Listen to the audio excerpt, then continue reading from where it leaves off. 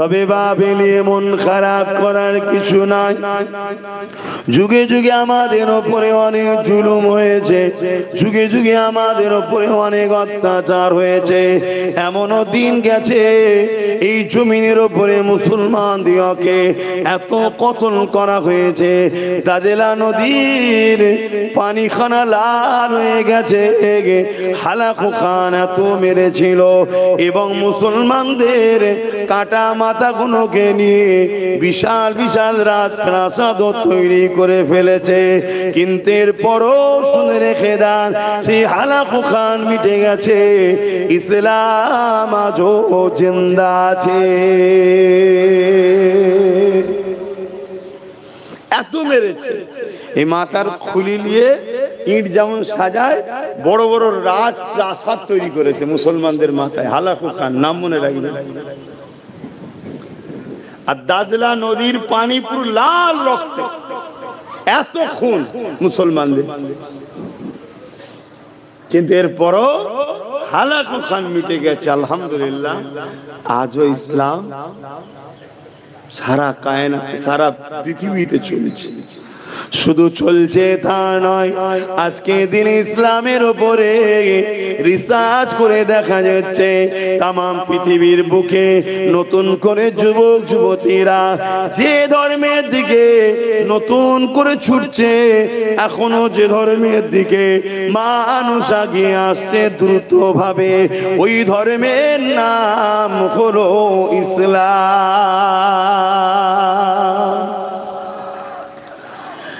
এ যুবকেরা, কিন্তু এখানে একটা বুঝার বিষয়, প্রকাশ্য দুশমন যতই শক্তিশালী হোক না কেন, তার মোকাবেলা করা, তার সাথে লড়াই করে বিজয় হওয়া, এটা ইসলামের জন্য কোনো ব্যাপার নয়। কেন, আলো এমন একটা জিনিস, অন্ধকার যত গভীর হোক না কেন, আলো যেই আসে অন্ধকার কেটে যায়। আল ইসলাম নূরুন ওয়াল কুফরু যুলমা, আল ইসলাম নূরুন ওয়াল কুফরু যুলমা। এ যুবকেরা, তরুণেরা, ইসলাম এমন একটা নূর, এই নূরের আলোর কাছে কুফরি অন্ধকার যতই হোক না কেন আলোকিত করতে কোনো অসুবিধা হয় না। তাই প্রকাশ্য দুশমন যত শক্তিশালী হোক না কেন, প্রকাশ্য দুশমন যত পাওয়ারফুল হোক না কেন, এই জায়গাতে কোনো অসুবিধে নাই। বিজয় আগো হয়েছে, আজও হবে। ইমাম মেহেদী সাল্লামের নেতৃত্ব হবে। এ যুবকেরা মনে রেখে দেবেন, তাহলে অসুবিধাটা কোথায়?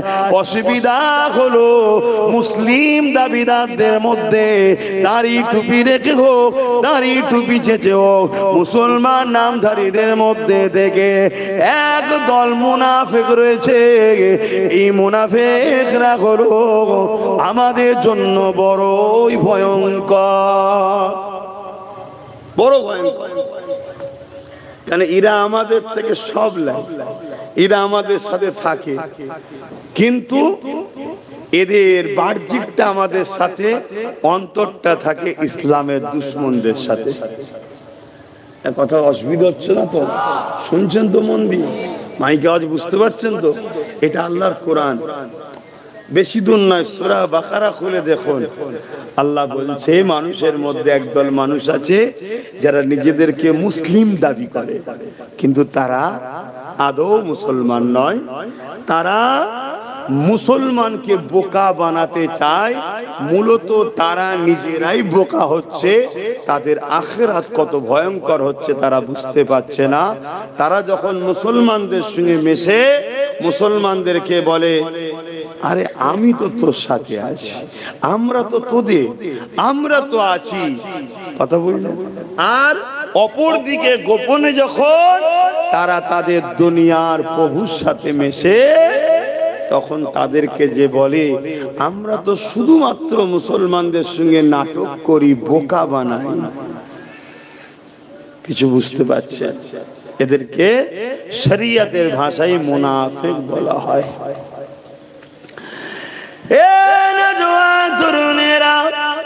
এই মুনাফিক হলো আমাদের জন্য সব থেকে বড় ভয়ঙ্কর। কেননা আমার বাড়িতে কটা দরজা আছে, আমার বাড়ির ভেতরে কোথায় কি আছে কেউ জানে না, কিন্তু আমার ঘরের লোক যদি বাইরের দুশ্মনকে জানিয়ে দেয় তবেই তো নকশাটা পেয়ে যাবে। এখান দিয়ে যেতে হবে, এখানে সুড়ঙ্গ আছে, এখানে দরজা আছে, যদি সমস্যা হয় এই দিক দিয়ে চলে যেতে হবে। সব ব্লুপ্রিন্টটা যদি দুশ্মনের হাতে কেউ দিয়ে দেয় তাহলে দুশ্মনের জন্য তো আমাকে পরাজিত করতে সহজ হবে। এই আমাদের মধ্যে একদল মুনাফিক রয়েছে। হে যুবকেরা, তরুণেরা, বাপেরা, তারা এমন করে ইসলামের দুশ্মনের সঙ্গে মিশে আমাদেরকে ভেতর থেকে ক্ষতি করছে। এই জমিনের ওপরে তারা এই ভাটপাড়ায় অর্জুন সিং এর বিরুদ্ধে কেস করবে না, যে বলেছে ইসলামে নাকি রেপ করা পাপ নয় তার বিরুদ্ধে কথা বলবে না, যে কিনা এমন করে কোরআন শেষ হয়ে যাবে বলবে তার বিরুদ্ধে মামলা করবে না, তার বিরুদ্ধে কথা বলবে না। অথচ ওই মুসলমানকে সামনে কোন উলামা যখন বলবে দিনের স্বার্থে, মসজিদের স্বার্থে, বাবারা আল্লাহ দিনের স্বার্থে তোমরা ঐক্যবদ্ধ হও, এক হও, এক হও, কাউকে মারার জন্য নয়, কারণ ইসলামের জুলুম করা হলো হারাম, কিন্তু নিজের পরিবার, নিজের বাচ্চাদের ভবিষ্যৎ বাঁচাবার জন্য এক হও, নিজের মসজিদের উপরে হামলা করে রুকার জন্য এক হও, নিজের কবরস্থানকে রুখার জন্য এক হও। এই মুনাফিক গুণ তখন বলবে অন্য বক্তা নিয়ে আসো, এ বক্তা চলবে না। আছে না? এইগুলোই হচ্ছে তো সেই কোয়ালিটি। এইগুলোকে আমাদের প্রথম চিনতে হবে। অসুবিধা হলে বলুন, লাইন ঘুরিয়ে দিচ্ছি। আব্বা অসুবিধা হচ্ছে আব্বা? এইগুলো হলো সেই কোয়ালিটি। এটা কি নতুন না, আগেও ছিল? হ্যাঁ,